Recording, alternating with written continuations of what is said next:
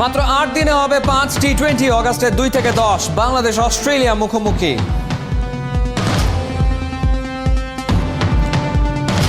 Dhaka premier লিগের প্রথম দিনে দাপট দেখালো সিনিয়ররা। সাকিব, তামিম, মুশফিক ম্যাচ সেরা।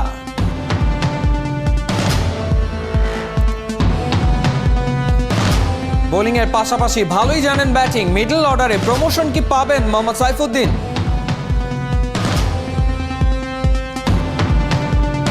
আত্মবিশ্বাসী জিকো বিশ্বকাপের বাছাই পর্বে বাংলার গোলবার রাখবেন সুরক্ষিত।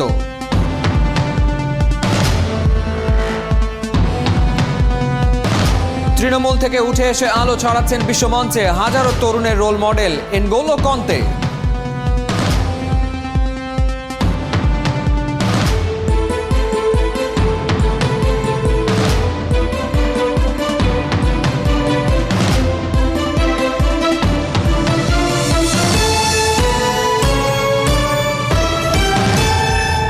স্বাগত ৭১-এর খেলা যোগে আপনাদের সাথে আছি আমি ফাহিম রহমান। মাত্র ৮ দিনে ৫ ম্যাচে মুখোমুখি হবে বাংলাদেশ অস্ট্রেলিয়া। সূচিও চূড়ান্ত। BCB cricket operations chairman Akram Khan খেলাযোগে জানিয়েছেন ২ থেকে ১০ অগাস্ট মাঠে গড়াবে টি-20 সিরিজ।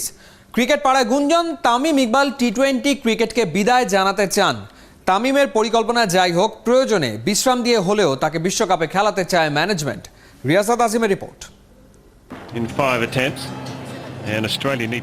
এরপর আর এমন রোমাঞ্চকর মুহূর্তের সাক্ষী হয়নি শেরেবাংলার প্রেসিডেন্টস বক্স।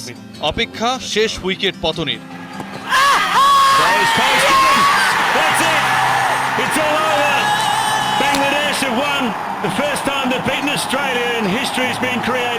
তারপর বাঁধ ভাঙা উল্লাস, প্রধানমন্ত্রীর হাতে লাল সবুজের পতাকা। অস্ট্রেলিয়ার বিপক্ষে টেস্ট জয়ের স্বাদ তো একটু অন্যরকম হবেই। সেই শেষ। এরপর আর বাংলার মাটিতে কোনো ফরম্যাটে খেলেনি অজিরা। বাংলাদেশ সফরে যে ৮০-৮০ করেও আর আশা হয়নি দলটার।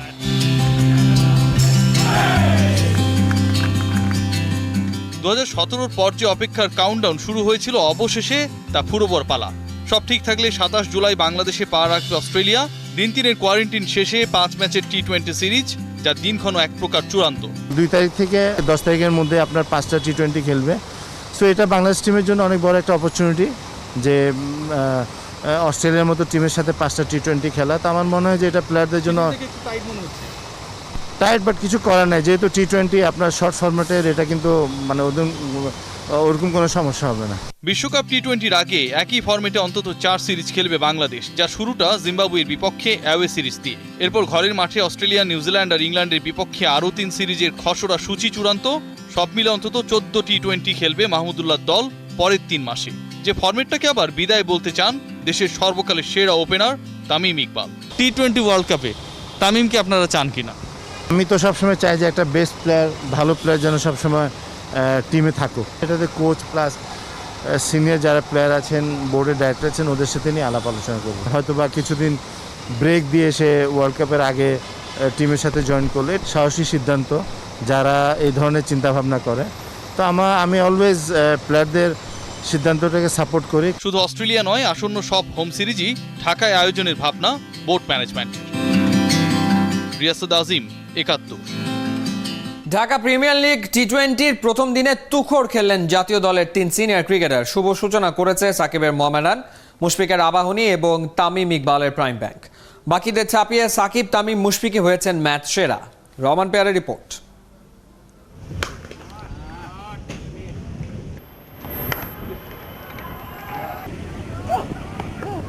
মোহামেডানের জয়ে সাকিব, আবাহনীর ত্রাণকর্তা হিসেবে মুশফিক আর প্রাইম ব্যাংকের শুভ সূচনায় অনবদ্য তামিম, ৩ জনই হয়েছেন ম্যাচ সেরা।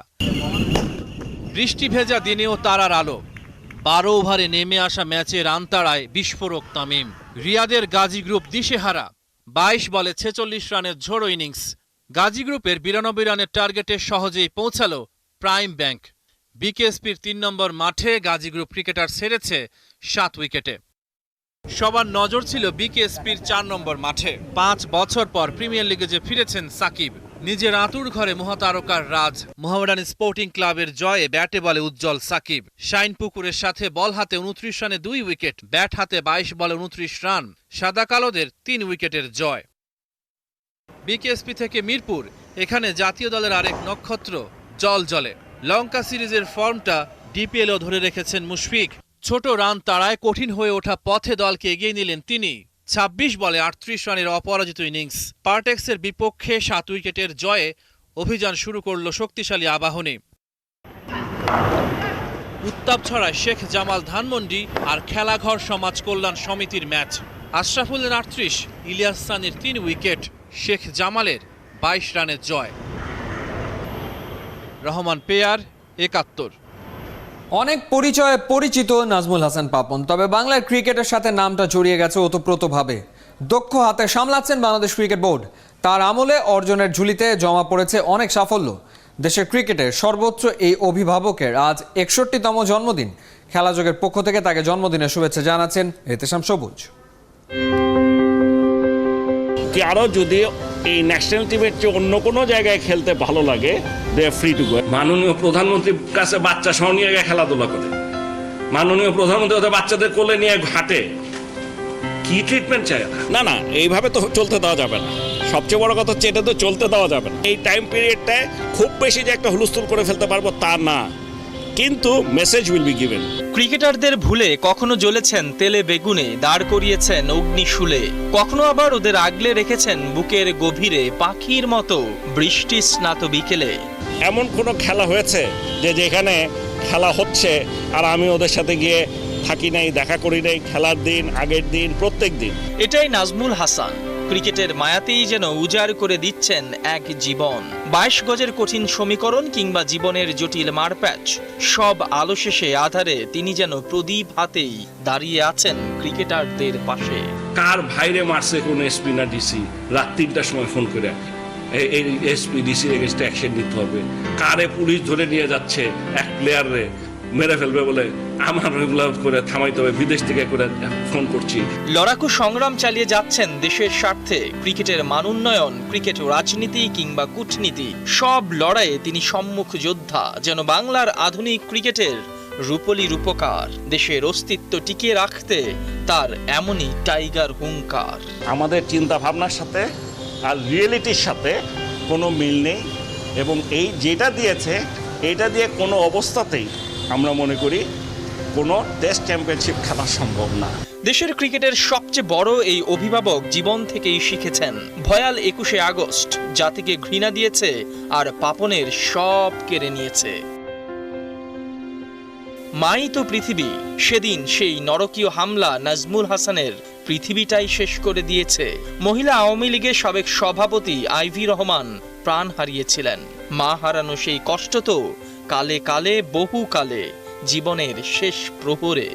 কারণ আম্মা মানে আমাদের পরিবারের বাইরে দুটো জিনিস জানতাম, মহিলা সমিতি আর অন্তঃকল্যাণ সমিতি। আমার বাবা মার জন্যই আমি আজকে এই পর্যন্ত আসতে পেরেছি।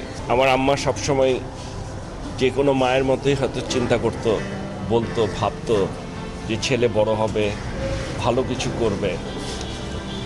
আজকে এই দিনে আসলে সেজন্যই সবচেয়ে কষ্ট লাগে যে এখন যে জায়গায় এসেছি, যাই করছি, এটাতে করে যেই মানুষটা সবচেয়ে বেশি খুশি হতো সেই তো আজকে আমাদের মাঝে নেই। সংগ্রামটা করেছিলেন বাবাও। সেদিন প্রাণে বেঁচে যাওয়া জিল্লুর রহমান দেশের সর্বোচ্চ রাষ্ট্রীয় প্রেসিডেন্ট পদেই বসেছিলেন। এমনই সম্ভ্রান্ত পরিবারের সন্তান, বাবা মায়ের আদর্শে অবিচল, সত্য সুন্দর পথে। মান বাঁচানোর লড়াইয়ে থাকা বাংলার ক্রিকেটটাকে তিনি লড়তে শিখিয়েছেন, জয়ের ক্ষুধা তৈরি করেছেন, বিজয়ের গৌরব গাথার পথটাও দেখিয়েছেন।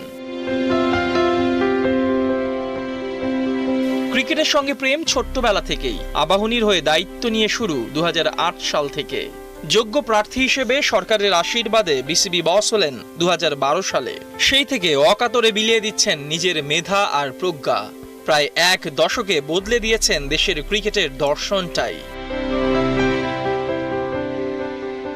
পরিচালক, সংগঠক, জনপ্রতিনিধি, অনেক পরিচয়ই আছে, তবে শেরে বাংলা গর্ব করে বলতে পারে নাজমুল হাসান শুধুই ক্রিকেটের। এই খেলাতেই যে তার নেশা, আবেগ, অনুভূতির সবটা। তার চেষ্টাতেই বাংলার ঘরে আসুক একটা বিশ্বকাপ, পেয়ে যাক পূর্ণতা, আর পাপন এভাবেই থেকে যাক আমাদের ক্রিকেটের। ইহতেশাম সবুজ, ৭১। টাইগারদের মিডল অর্ডারের দুই কান্ডারি মাহমুদুল্লাহ রিয়াদ আর মুশফিকুর রহিম, বিশেষ করে শ্রীলঙ্কার বিপক্ষে গেল সিরিজটায় ওরা ছিল বোলারদের ভোগান্তির কারণ। তবে কেবল এই সিরিজে না, মুশফিক রিয়াদের পার্টনারশিপ মানেই টাইগারদের জন্য বিশেষ কিছু। কিন্তু ওদের কাঁধে ভর করে আর কতদিন দাঁড়িয়ে থাকবে টাইগারদের ব্যাটিং লাইন? প্রশ্নের উত্তর খুঁজেছেন খালিদ জামিল। মাঠের বাইরে ওদের সম্পর্কটা আত্মীয়তার। সামাজিক নানা অনুষ্ঠানে তাই রিয়াদ মুশফিককে একসাথে দেখা যায় প্রায়। তবে মজার বিষয়, খেলার মাঠেও ওদের বন্ধন কম মজবুত নয়। মিডল অর্ডারে ওদেরকে টলানো যায়নি বলেই তো বাংলাদেশের সাথে প্রথমবারের মতো ওয়ানডে সিরিজ হারল লঙ্কানরা। কুশল পেরেরাদের বিপক্ষে প্রথম ওয়ানডেতে 109 রানের জুটি গড়েছিল রিয়াদ মুশফিক, যেটা এই ফরম্যাটে লঙ্কানদের বিপক্ষে বাংলাদেশের চতুর্থ সর্বোচ্চ।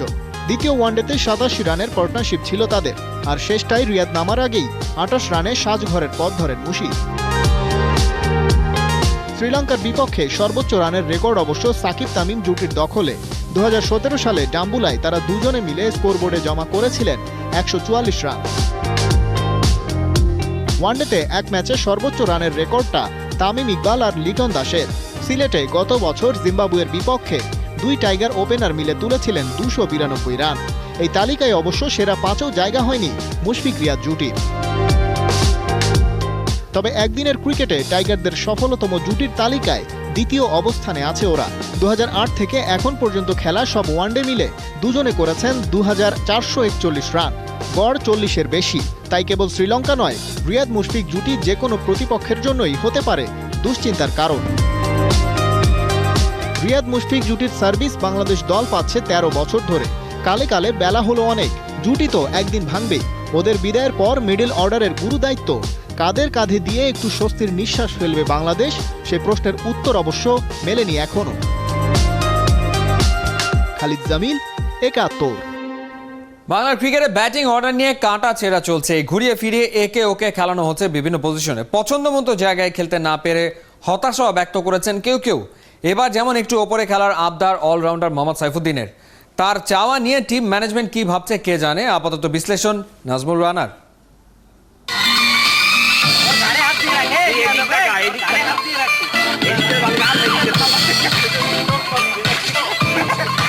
বাংলার ক্রিকেটেও যেন এমন বালিশ খেলাটাই চলছে দিনকে দিন।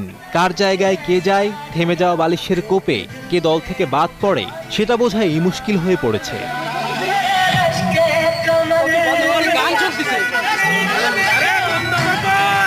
সাকিবকে সরিয়ে 3 নম্বর পজিশনে ব্যাটিংয়ে নামানো হয়েছিল নাজমুল শান্তকে।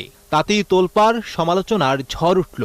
ধারাবাহিক খারাপ খেলে শান্ত নিজ যোগ্যতায় দল থেকে জায়গাটাই খুইয়ে বসলেন। সাকিব ফিরে পেয়েছেন তার প্রিয় পজিশনটা।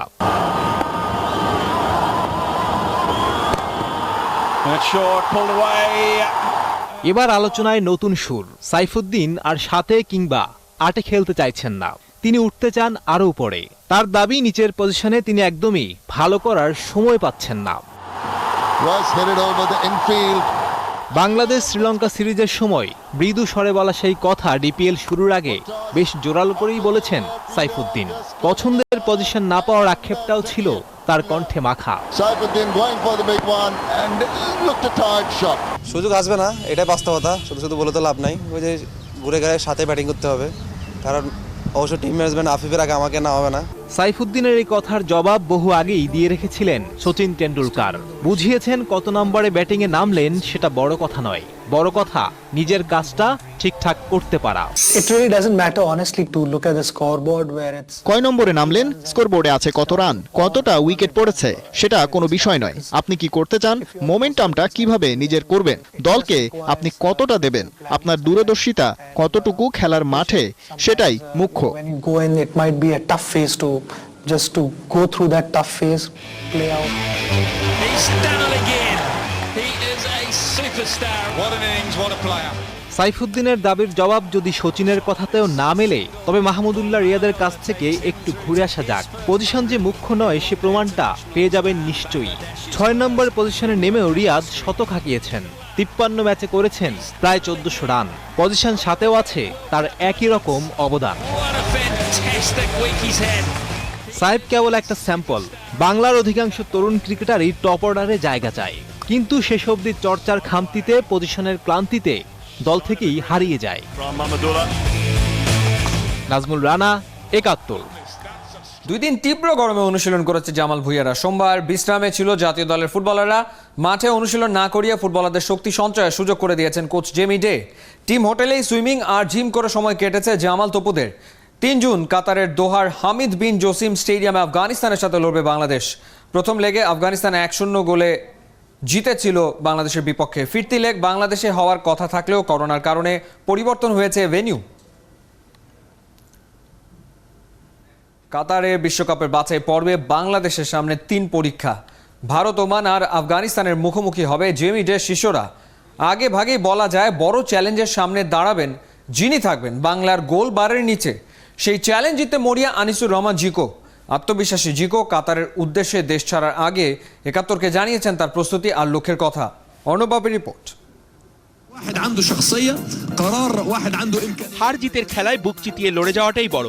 জয় হয়তো শিরোপা এনে দেয়, দলের প্রোফাইল ভারী করে, তবে সাহসী লড়াই থাকে অনুপ্রেরণায়, ভবিষ্যতের পথ দেখায়। বিশ্বকাপ বাছাই কাতারের বিপক্ষে 3 কাঠির নিচে সেই সাহস দেখিয়েছিলেন জিকো একাই। Bravo Bravo Bravo. পুরো দল যখন ডুবেছে কাতারের আক্রমণে জামাল ভুঁইয়াদের রক্ষণ ভেঙে চুরমার। পায়ের সাথে গা বাঁচাতেই মরিয়া সবাই, বেহাল দশা। তখন জিকোর প্রতিপক্ষের আক্রমণ রুখে দেওয়ার চেষ্টা সবার নজর কেড়েছে, মনে ধরেছে। বাংলার ফুটবলের কঠোর সমালোচকরাও হয়তো বলে ফেলেছে ছেলেটা ভালো খেলেছে। প্রশংসা মিলেছে, হাততালি পড়েছে, তাতে আনন্দ আছে। তবে হাওয়ায় গা ভাসাতে রাজি নন প্রথম সুযোগেই বাজিমাত করা জিকো। তার ভালোই জানা সামাজিক মাধ্যমে আজকের তালি কালকের গালি হতে সময় লাগে না। তাই টিকে থাকতে পাড়ি দিতে হবে পাহাড় সমান বাধা, জাত চেনাতে হবে মাঠের খেলায়। দেশের জন্য সব সময় খেলা কিন্তু এটা সৌভাগ্যের, কারণ দেশের মানুষ সব সময় আশা করে আমাদের থেকে ভালো একটা রেজাল্ট। হয়তো বা দিতে পারে, মাঝে মধ্যে আবার দিতে পারি না প্লেয়াররা। ম্যাচটাই মানুষজন আমাকে যেভাবে মোটিভেট করছে, তো এটা আমার এখন নিজের কাছে কিন্তু অনেক বড় দায়িত্বের মধ্যে পড়তেছে। এখন আমার সবসময় কিন্তু ভালো এভাবেই টিমকে সাপোর্ট দিতে হবে। তো আমি সবসময় এই টার্গেট নিয়ে কাজ করতেছি। বিশ্বকাপ বাছাইয়ের আগে সব থেকে বড় প্রস্তুতি হয়েছে পেশাদার লিগে। বিপক্ষ দলের ফরেন স্ট্রাইকারদের মুখোমুখি হয়ে চলতি লিগের 15 ম্যাচে গোল হজম করেছে কেবল 6টা, ক্লিন শিট রেখেছেন 9টায়। আমরা যেহেতু দেশে লিগ খেলতেছি, আমিও ভালো ভালো বিদেশি প্লেয়ারদের এগেস্টে খেলতেছি, ওরাও নিঃসন্দেহে কিন্তু ভালো প্লেয়ার। তো এখন আমি এখানে যা করতেছি কিন্তু আমি যদি মনোযোগ ধরে রেখে কিন্তু যদি ইন্টারন্যাশনাল ম্যাচে করতে পারি তাহলে এটা আমার জন্য ভালো, টিমের জন্য ভালো। শক্তিশালী দলের বিপক্ষে জয়ের স্বপ্ন দেখতেই পারে লাল সবুজরা, তবে বাস্তবতা মেনে যদি পরাজয়কে বরণ করে নিতে হয় তবে ব্যবধান কমানোর কাজটা দায়িত্ব নিয়েই করেন জিকোরা। অর্ণব বাপি, ৭১।